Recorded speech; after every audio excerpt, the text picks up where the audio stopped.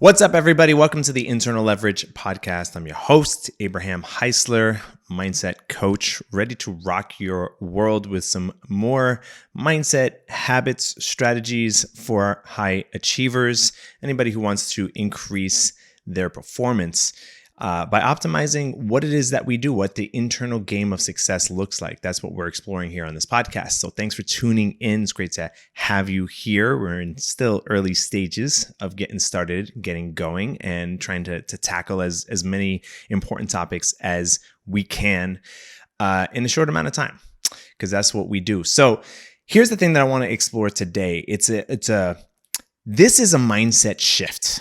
All right. It's a groundbreaking shift. It's a shift in perspective that will literally rock your world. In fact, I call it the Copernican, reverse Copernican shift. So let's get into why this is actually important for you. Why should you care? So let me ask you a question. Have you ever found yourself bending over backwards to help your clients out, for other people in your space, right?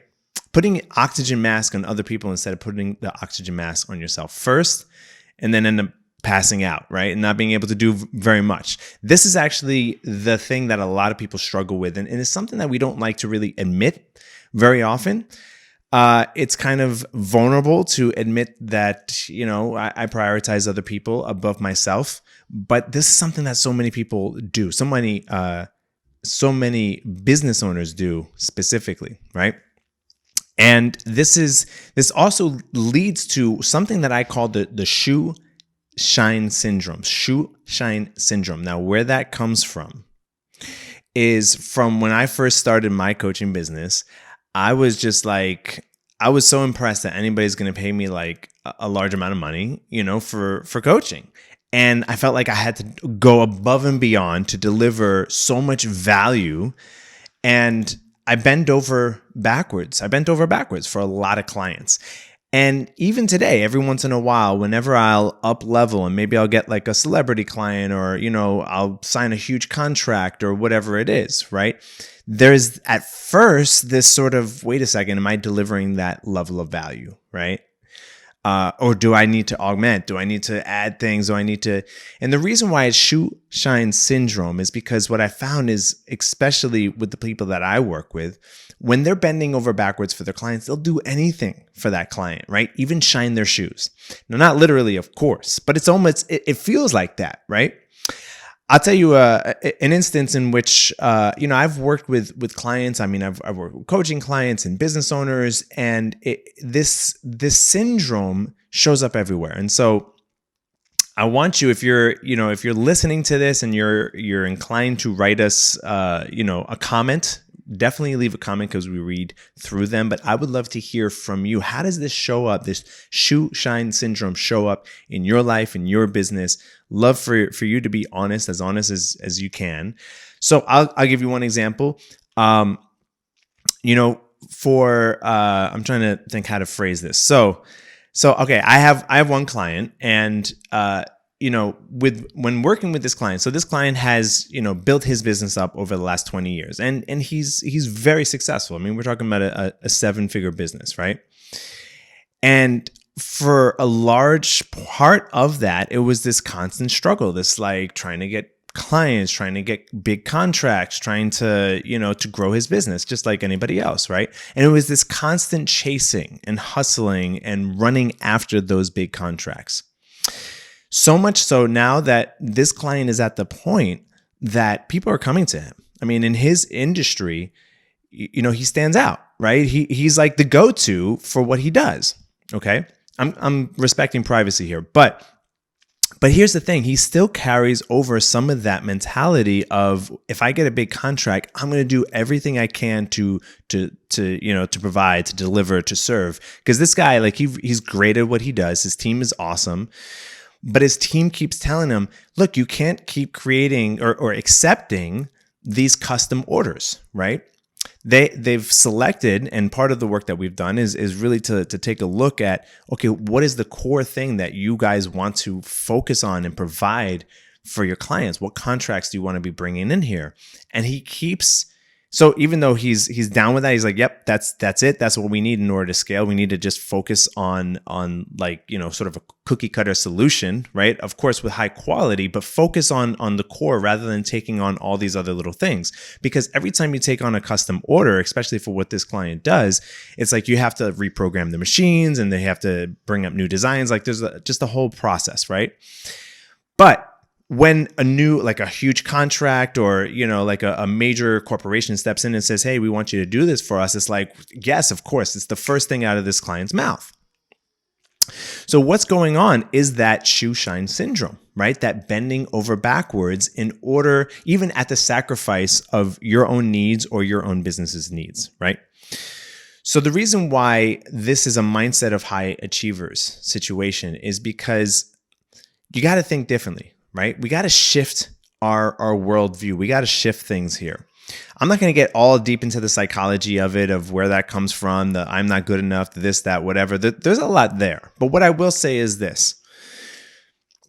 We need this, what I call the reverse Copernican shift. And the reason why I call it that is because the Copernican shift, little history lesson, Copernicus was one of the first Western scientists to say, astronomers to say, hey, wait a second, I don't think the sun revolves around the earth. I think we're actually revolving around the sun, right? At first, people are like, no, that's not true. I think it was Galileo was the first to actually. Okay, I'm mixing this up, but Copernicus, I think, was the one who said that, and Galileo invented the telescope to prove it. Okay, sorry, I'm a little Swiss cheese at the moment, but the point being, this guy got a lot of flack, right? And what's really interesting about that is that this Copernican revolution was a huge shift in people's mindset, because up until that point, we thought, the earth was the center of the universe and the heavens just sort of revolved around us. And then we realized, wait a second, it was actually quite humbling, right? We're not at the center of the universe. We're just like, we're on a rock just floating through space, and there's like billions of other rocks floating through space, right? We've learned that over the last few hundred years. So that's such a huge shift in awareness and consciousness. Now, the reason why it's the reverse is because we all need to go through this within ourselves. And the people who achieve great things have done that. So even deeper, right? When you're chasing after business, right? When you're chasing after other people, after success, after freedom, after whatever it is, it's this idea that what I need or what I want is outside of me. We're constantly chasing, right? It's almost like we're satellites revolving around a planet, or we're a planet revolving around a sun. Okay? Now, the thing about that is we can never tap our true power because we're constantly hustling and forcing, and we got to get up and do it again and again and again and again. And it's hard. And it's very difficult to attract anything to us, because, and what happens in that sense is that our belief in self is not very dense. It's kind of, it's vapid. It's a little bit spread out, right? And so naturally we gravitate to other people, places, things that are stronger. I mean, that's just something that's like a law of physics, is that matter with the most density of particles is going to have the most amount of mass. So the most amount of mass floating in space creates the gravitational field, so that everything else that has less mass, less density of particles, right, is going to float around it. Okay? So I know we're getting a little bit abstract, but I want you to just imagine that and visualize that. So this is almost, now this becomes a confidence thing. And I've seen this so many times, not only in my life, and thousands of other people that I've worked with, people that I've studied, right? When people do not have that level of confidence, as long as we don't have that level of confidence, we're going to continue to revolve around other planets, around other people, places, and things, and constantly put success, flow, achievement, everything outside of ourselves. The moment that we go through that reverse Copernican shift, remember the Copernican shift was seeing us, the Earth at the center of the universe, to seeing the sun as the center of, or at least our solar system, we revolve around it, to reversing it and saying, wait a second, what if everything in my life actually revolves around me? Okay. Not in an egocentric, like I'm the coolest motherfucker, everybody bow down kind of thing. Although a lot of very successful people have that. And that's the thing, that the ego and this, what I'm talking about, this sense of confidence, they get very much entangled. And that's when things get very problematic, right? We have to disentangle that, but we can still possess this power that I keep talking about. And I'm just going to keep on talking about it. And that's at the core of this philosophy of internal leverage, is that we have this power switch within us. And the moment we flick that switch, all of a sudden, we don't have to chase after things. Everything we need is here right now in this moment. Okay. And what I mean by that is if I do that process and I shift that, I flick that switch in my brain and I just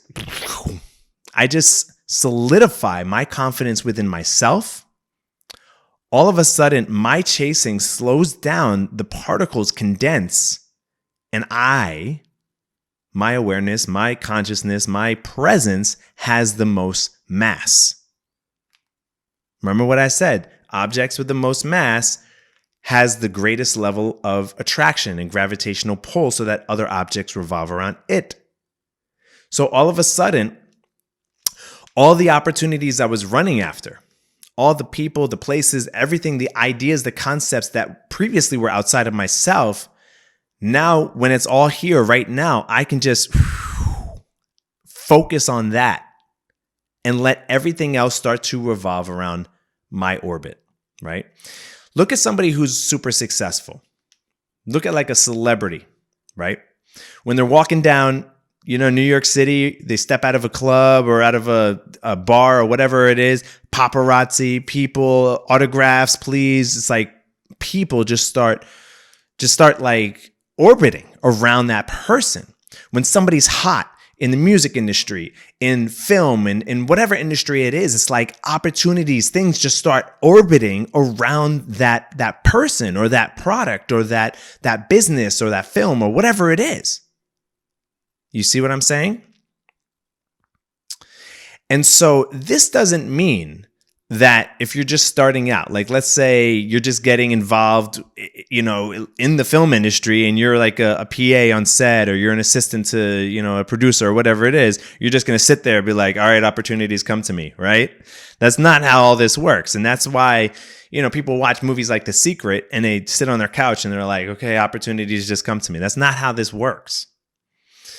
The way the whole law of attraction, secret, all of that stuff works is exactly what I'm talking about here. It's the idea that there's multiple different radio stations that are present at one time. And so if I want the radio station of success, I need to tune into that channel here. All right? And then I got to take action. So first I tune in to what is it that I need to do to be successful? Who do I need to be? How do I need to show up? And then I start showing up as that person. I take massive action from that place and the opportunities open up. The last thing I'll say here is that when I was a kid, I had this toy where it was really cool. How do I describe it? It was basically like a roll of I don't even know how to describe it. So it was kind of like there was this roll. Right? Imagine like a spool or something like that. And on the outside of the roll, the edge of the roll, it was just like this continuous image of a road. Okay. And then what you had, like, there's like a little plastic car and a little knob. So you can move the car like left to right and right to left and whatever. Right. And then then you push this button and that spool, that roll just moved. Right. So what it looked like, it created this image of the car moving through space. However, it wasn't the case. The car was was still, and the road was revolving, right? So it was the opposite. Normally we get in the car, we drive, we move through space. We go to get things. Like I want to get to point B, right? I want to get over there. I want success. I want clients. I want this. I want that. So I'm going to get in my car and I'm going to start driving. I'm going to go there. But with this topic that we're talking about today, this whole concept of the reverse Copernican shift, you get in your car and you're moving through space, but it's almost like you're bringing this to you because you're solid in the presence that you have. All right. Now, I worked in the film industry and I've seen people who were assistants, who were basically just assistants, right? And the people that didn't possess this mentality of being in their power within themselves, tuning into that channel of success and what that looks like, and then attracting it, for lack of a better term, I take umbrage with that term because, again, it's thrown so many other people off. But the idea, it remains.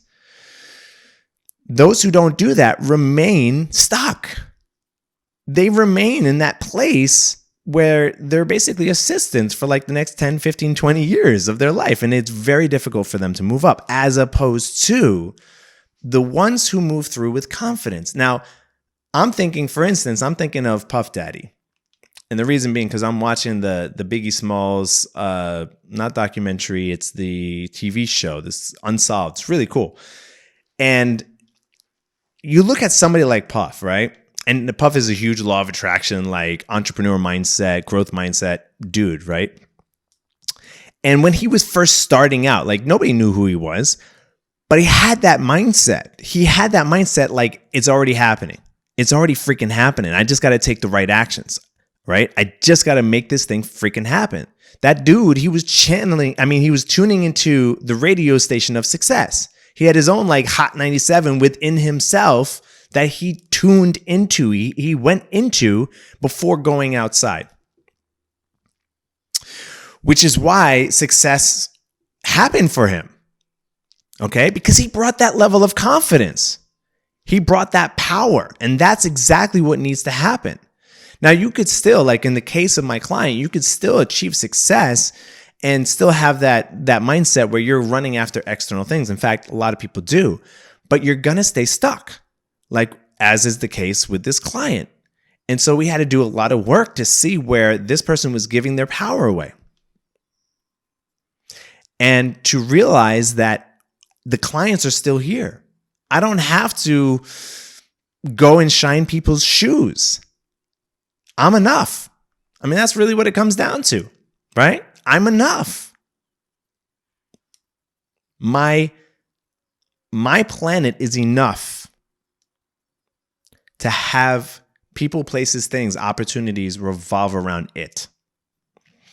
The last thing I'm going to say, and then we're going to bring it in for a landing, is one of my, like a Copernican shift that occurred in my life, right? Reverse Copernican shift was when I was 19. I was like, awkward teenager, uncomfortable, not confident, but like wanting to grow. A friend of mine, so I grew up in New York City. Hip hop was like, that's how we spoke, right? We rapped, we wrote rhymes. A friend of mine, he told me, this is like the most memorable line I ever heard in my life. He said, "Those who call me sun revolve around me in an orbit." Now, the reason why that's important is because sun in 1990s in New York City, I don't know what the kids are saying these days, but back then, sun, you call someone son, it's like, you're my son, I'm your father, right? You're lower in status to me, right? Whereas, so S-O-N, sun, but then sun, S-U-N, is the center of the solar system. So those who call me sun revolve around me in an orbit, right? Meaning, I'm not going to take, you're going to call me sun, I'm not going to take it as an insult, as a diss. I'm going to take it to remind myself that I'm at the center of my solar system right now. And you're in my orbit. Like you're in my space right now. You feel me? That is the reverse Copernican shift. Okay? So, practical, tangible tools. If you see yourself giving away power to not even just clients or people, but also giving away mental power. A lot of people say, I just keep going and going, right? A lot of people say, oh, when this thing happens, then I'll be ready, right? Then I'll be successful. Then I'll be what, you're giving your power away. As opposed to tuning into that channel right now and saying, I'm already successful. I just need to take these steps. Please let me know if you're listening to this. Go into the show notes, leave a comment. I'm not even exactly sure how that works, but leave a comment so we can engage, because I'm going to definitely read them for sure. Let us know where this lands for you and how this plays out in your life. Love to hear from you. Until the next episode, remember, your business is a reflection of you, so tap into your internal leverage. I'm Abraham Heisler. I'll speak to you soon. Peace.